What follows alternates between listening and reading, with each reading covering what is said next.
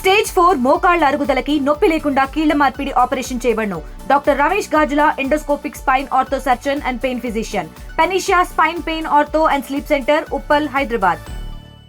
Bus ప్రమాద సంఘటన అనేది తీవ్రంగా కలిచివేస్తున్నటువంటి నేపథ్యం. అయితే సంఘటన స్థలానికి పోలీసు ఉన్నతాధికారులు ఇప్పటికే చేరుకుని పెద్ద ఎత్తున ఇక్కడ ఏదైతే ఉందో యాక్టివిటీస్ చేస్తున్నటువంటి నేపథ్యంలో ఇప్పుడే మంత్రి కూడా రాంప్రసాద్ రెడ్డి కూడా ఇక్కడ పర్యవేక్షిస్తున్న నేపథ్యంలో ఎమ్మెల్యే మనతో పాటు పార్థసారథి గారు ఉన్నారు. ఏం చెప్తారు సార్ సంఘటన గురించి? ఏం చెప్తారు?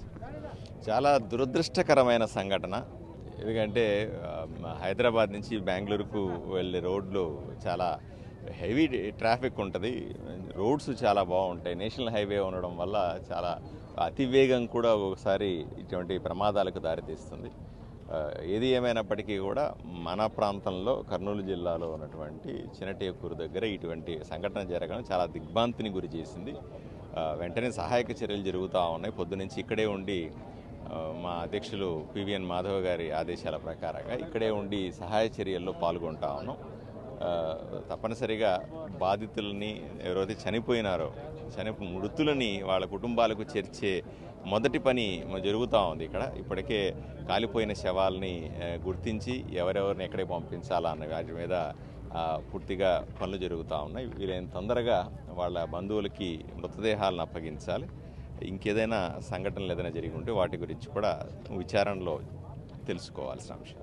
ఎస్పెషల్లీ ప్రైవేట్ ట్రావెల్స్ కంఫర్ట్ జోన్లో పెద్ద ఎత్తున మెటీరియల్ వాడడం, ఎందుకంటే ప్రమాదం జరిగింది, ఒక యాక్సిడెంట్ జరిగింది, అది ఒక ఆ తర్వాత జరిగేటువంటి పరిణామాలు ఎస్పెషల్లీ ఎందుకంటే కంఫర్ట్కి ఎక్కువ ప్రాధాన్యత ఇవ్వడం వల్లనే ఈ బర్నింగ్ ఇటువంటివన్నీ అధికంగా జరుగుతున్నాయి అనేది ఒకటి. సాధారణంగా ఆ కంఫర్ట్స్ కోసమే ఈ బస్సులు ఎక్కుతారు. ఎందుకంటే ఇవి పూర్తిగా స్లీపర్ బస్సులు, పడుకొని పోయే బస్సులు. దీంట్లో బట్టలు ఎక్కువ ఉంటాయి, కర్టన్లు ఉంటాయి, కుషన్స్ ఉంటాయి, దిండ్లు పరుపులు ఉంటాయి. వీటన్నింటి వల్ల కూడా సంఘటన జరగడానికి లేదా కాలిపోవడానికి ఎక్కువ అవకాశాలు ఉన్నటువంటి పరిస్థితి. పొగ రావడం వల్ల బయట నుంచి గాలి రాదు కాబట్టి వెంటనే ఊపిరాడకు కూడా చాలామంది ఇబ్బంది పడి ఉంటారు. ఇవన్నీ కూడా ఈ సంఘటన తీవ్రతను పెంచేటివే. తప్పనిసరిగా అవి ఆ బస్సుల్లో డిజైన్లు అలా ఉంటాయి. ఇది ఒక బస్సు అని కాదు, బస్సులో స్లీపర్ బస్సులు అందరూ ప్రయాణం చేస్తూ ఉన్నారు. ఇవన్నీ కూడా జరిగేటివే. కానీ ఇంత ప్రమాదం జరగడానికి గల కారణాలు ఇంకా అన్వేషించాల్సి ఉంది. దీనికి భవిష్యత్తులో ఎలా జరగకుండా ఎలా నివారించగలమో దాని గురించి కూడా ఆలోచన చేయాల్సి ఉంది. ముఖ్యంగా ఏదైతే ఉందో ఈ సంఘటన జరిగిన సమయంలో డ్రైవర్లు అప్రమత్తం అంటే ఇంత పెద్ద ఎత్తున ప్రాణ నష్టం జరిగి ఉండేది కాదు అనేది ఒకటి. న్యాచురల్గా ఇప్పుడు డ్రైవర్ బాధ్యత తీసుకోవాలి. అంతమంది ప్రాణాలని డ్రైవర్ చేతిలో పెట్టి 40 మంది పడుకొని నిద్రపోతున్నారంటే తప్పనిసరిగా బాధ్యత తీసుకోవాల్సిన అవసరం ఉంటుంది. డ్రైవరు ఒకతను పారిపోయినాడు, ఒకతను దొరికాడు, అక్కడే ఉన్నాడు అంటున్నారు. డ్రైవర్లకు కూడా నైతిక బాధ్యత ఉంటుంది.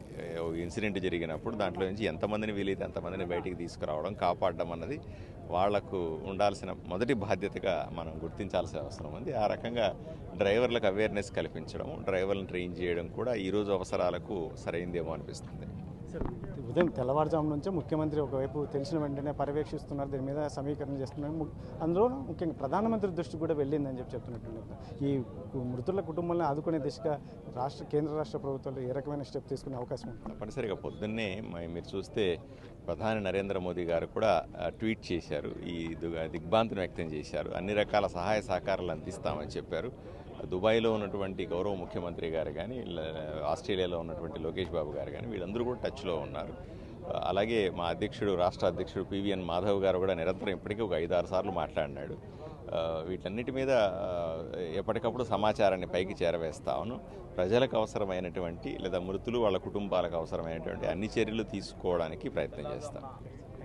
ఇది మొత్తం మీద సంఘటన జరిగినటువంటి నేపథ్యంలో తెల్లవారుజామున ఒక డ్రైవర్లు అప్రమత్తం అయి ఉండింటే కనుక ఈ ఎంత ప్రాణ నష్టం జరిగి ఉండకపోయి ఉండొచ్చు అని చెప్పేసి ఎమ్మెల్యే పార్థసారథి గారు చెప్తున్నటువంటి పరిస్థితులు అయితే నెలకొని ఉన్నాయి. ముఖ్యంగా ఏదైతే ఉందో ఈ తెల్లవారుజాము నుంచి మా రాష్ట్ర అధ్యక్షుడు పివిఎన్ మాధవ్ కూడా మమ్మల్ని అప్రమత్తం చేశారు. ముఖ్యంగా ముఖ్యమంత్రి నారా లోకేష్, ముఖ్యంగా ప్రధానమంత్రి కూడా దీని మీద ప్రత్యేక దృష్టి పెట్టి ఇక్కడ ఏదైతే ఉందో మృతుల కుటుంబాలను ఆదుకునే దిశగా కూడా కేంద్ర రాష్ట్ర ప్రభుత్వాలు ఆలోచన చేసి ఖచ్చితంగా వారిని ఆదుకుంటాము అని చెప్పేసి ఎమ్మెల్యే పార్థసారథి చెప్తున్నటువంటి నేపథ్యం. కెమెరా పర్సన్ సుధాకర్తో చల్లకరేడు, RTV, కర్నూలు జిల్లా నుండి.